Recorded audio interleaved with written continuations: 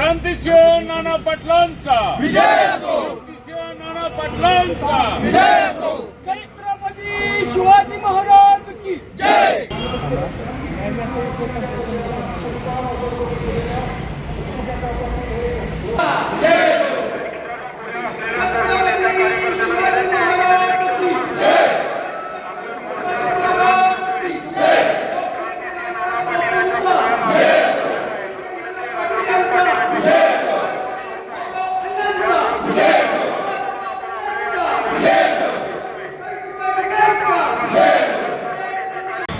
सरकारचं करायचं काय?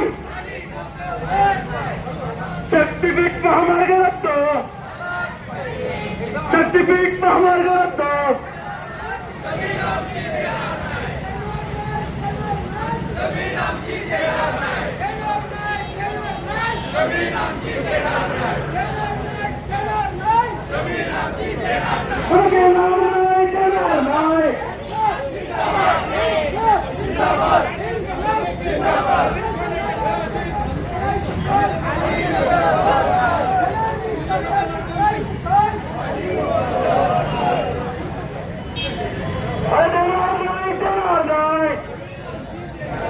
शक्तीपीठ महामार्ग रद्द। अरे या सरकारचं करायचं काय? अरे या सरकारचं करायचं। शक्तीपीठ महामार्ग हा गरज नसलेला महामार्ग आहे। याचं कारण सध्या राष्ट्रीय महामार्ग प्राधिकरणानं तयार केलेला नागपूर ते रत्नागिरी महामार्ग जो आहे तो कोल्हापूर पर्यंत जवळपास सगळा पूर्ण झालेला आहे। तो चौपदरी आहे, काही ठिकाणी 6 पदरी आहे। या महामार्गावर 60 किलोमीटरला एक अशा पद्धतीने टोल बसवलेले आहेत आणि या प्रत्येक टोलवरून त्यांना दररोज 40 लाख रुपये टोल वसुली अपेक्षित असताना केवळ 9 ते 10 लाख इतकीच वसुली होत आहे। कधी आषाढी एकादशीला किंवा नवरात्रीला तुळजापूरला जाताना सुद्धा ट्रॅफिक जाम होत नाही। अशी आता वाहतुकीची सोय असताना बरोबर या नागपूर रत्नागिरी महामार्गाचा कोल्हापूर पर्यंतचा जो भाग आहे त्याला समांतर असा नवा शक्तीपीठ महामार्ग राज्य सरकारचा करायची काय गरज होती? एक केंद्र सरकारचा रस्ता असताना त्याच्या शेजारी राज्य सरकारचा रस्ता करण्याची काही गरज नव्हती। या 2 रस्त्यामध्ये काही ठिकाणी 20 किलोमीटर आणि काही ठिकाणी 2 किलोमीटर सुद्धा अंतर नाही, इतका समांतर पद्धतीनं 12 जिल्ह्यातून हा रस्ता जातो आणि म्हणून या रस्त्याला आम्ही विरोध करतोय। कारण या रस्त्याला जो खर्च होणार आहे तो खर्च त्या रस्त्यावरून प्रवास करणाऱ्या प्रवाशांना टोलच्या रूपात परत द्यावा लागणार आहे। तिथं सुद्धा मोठा घोळ आहे, कारण सध्या केंद्र सरकार अजून एक रस्ता करते, सध्या त्याचं काम चालू आहे। तो रस्ता म्हणजे नाशिक ते अक्कलकोट शक्तीपीठ महामार्ग ही 6 पदरी आहे, एक्सप्रेस आहे। तोही रस्ता 6 पदरी आहे, एक्सप्रेस आहे। एक्सप्रेस रस्त्याचा स्थानिकांना काही एक उपयोग नसतो, कारण त्याच्या दोन्ही बाजूने कंपाऊंड असतो रस्त्याच्या। शेतातल्या शेतकऱ्याला बैलगाडी घेऊन सायकल घेऊन सुद्धा त्याच्यावर जाता येत नाही, म्हणजे शेतकऱ्याला स्थानिकाला त्याचा काहीच उपयोग नाही। आणि या शक्तीपीठला तर एकूण 803 किलोमीटर लांबीमध्ये केवळ 26 ठिकाणी रस्त्याला जॉईन होण्यासाठी किंवा बाहेर पडण्यासाठी मार्ग आहे, बाकी सगळीकडे कंपाऊंड आहे। मग स्थानिकांना खेड्यापाड्याला याचा उपयोग काय? पेठ सांगली रस्ता असेल किंवा सातारा कोल्हापूर रस्ता असेल, हे महामार्गच आहेत, परंतु त्याला कंपाऊंड नाही। त्यामुळं रस्त्याच्या कडेला ज्याची जमीन आहे तो एखादा धाबा बांधू शकतो, एखादा गोडाऊन बांधू शकतो, एखादा वर्कशॉप काढू शकतो, काहीतरी व्यावसायिक करण्यासाठी त्या वापर करू शकतो। परंतु एक्सप्रेस हायवेवर तसलं काही करता येत नाही, कारण रस्ता कडेकोट बंदोबस्त असतो, कंपाऊंड असतं। त्यामुळे स्थानिकांना याचा काय उपयोग नाही।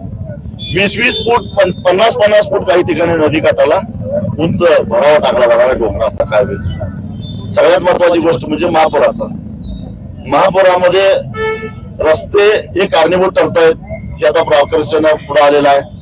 IIT रुड़कीनं एक अहवालच दिलेला आहे की नदी पात्रामध्ये जे रस्ते बांधलेत, रस्त्यावर जे पूल बांधले आहेत आणि पुलाच्या दोन्ही बाजूला जे भराव आहेत ते प्रामुख्यानं नदीला महापुरालाच कारणीभूत आहेत, तसं त्यांचा अहवाल आहे। असं असताना डोंगरासारखा भराव टाकून पुलं बांधायची काय गरज आहे? वाळवा तालुक्यामध्ये हा रस्ता जेव्हा येतो तेव्हा कृष्णा नदी ओलांडत असताना पाठीमागे पलीकडं पलूस तालुक्यामध्ये आणि अलीकडं वाळवा तालुक्यामध्ये डोंगरासारखा असा भराव पात्राच्या भोवतीनं दोन्ही बाजूने पडणार. मग मला सांगा की त्याच्यानंतर त्या भरावामुळे कृष्णा जेव्हा पात्राबाहेर पडते जुलै महिन्यामध्ये, तेव्हा त्या पात्राबाहेर पडलेलं पाणी पुढे जाणार कसं? ते पाणी तुंबत पाठीमागे कराडपर्यंत, कराड पासून अगदी पाटण पर्यंत कोयनेतून पाणी मागे दाबू शकतं. कारण मांजरीच्या पुलाचा भरावाचा त्रास शिरोळ तालुक्याला होत असेल 40-45 किलोमीटर लांब असणाऱ्या, तर मग या पुलाचा पाटणला त्रास होणार नाही का? तसंच आयतवडे येथील निलवडे हा जो वारणेवरचा पूल होणार आहे, त्या पुलाच्या दोन्ही बाजूला असणाऱ्या भरावामुळे पलीकडं पन्हाळा तालुका असेल, शाहूवाडी तालुका असेल, फार मलकापूर पर्यंत शाहूवाडी तालुक्यामध्ये आणि इकडं शिराळा तालुक्यामध्ये कोथरूड पर्यंत या जर का अशा पद्धतीनं या भरावाचा त्रास होत असेल, पुराचा त्रास होत असेल, तर खेड्यापाड्यातल्या माणसाने जगायचं कसं? आणि सगळ्यात महत्वाची गोष्ट म्हणजे मी मगाशी सांगितलं, नाशिक ते अक्कलकोट रस्ता 4 डोंगर वळवून करतात. एक सिन्नर, दुसरा संगमनेर, मोठे डोंगर आहेत, तिसरा नारायणगावचा डोंगर, चौथा मानखटावचा डोंगर. या डोंगराला एकतर बोगदे पाडावे लागतील किंवा पूर्ण डोंगर फोडावा लागेल. आणि तरी सुद्धा तो रस्ता जो करायला त्याला खर्च येणार आहे 374 किलोमीटरला फक्त 19,000 कोटी रुपये, म्हणजे साधारणपणे 51 कोटी रुपयाला 1 किलोमीटर. तोही सापदरी, हाही सापदरी. आणि या 803 किलोमीटरला मात्र 1,05,000 कोटी रुपये, म्हणजे 124 कोटी रुपये एका किलोमीटरला खर्च. 51 कोटी कुठं, 124 कोटी कुठं? म्हणजे जो रस्ता 40 ते 45,000 कोटीत व्हायला पाहिजे, तो जर का 1,00,000 कोटीमध्ये होत असेल तर हे 55-60,000 कोटी रुपये कुणाच्या कशात जाणार आहेत?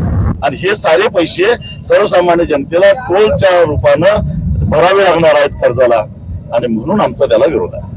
एकूणच आपण बघतोय की यांनी सगळ्या शक्तीपीठ मार्ग त्यातली गावं त्यांनी जाहीर केले, पण मार्ग कुठनं जाणार हा नक्की त्यांनी नकाशाच दिलेला नाही. त्याविषयी गेले 15 दिवस झालं मुख्यमंत्र्यांचं भाषण पावसाळी अधिवेशनात झालं, त्यावेळेपासून ह्या क्षणापर्यंत मी रस्ते विकास महामंडळाकडे मी सातत्यानं पाठपुरावा करतोय की मला त्याचं अलॉटमेंट द्या. ते म्हणून आम्हाला त्याचं काहीच माहित नाही. मुख्यमंत्री तर आत्मविश्वासाने सांगतात की आम्ही वाळवा तालुक्यातून हा रस्ता देणार आहे. मग एवढी गुप्तता का?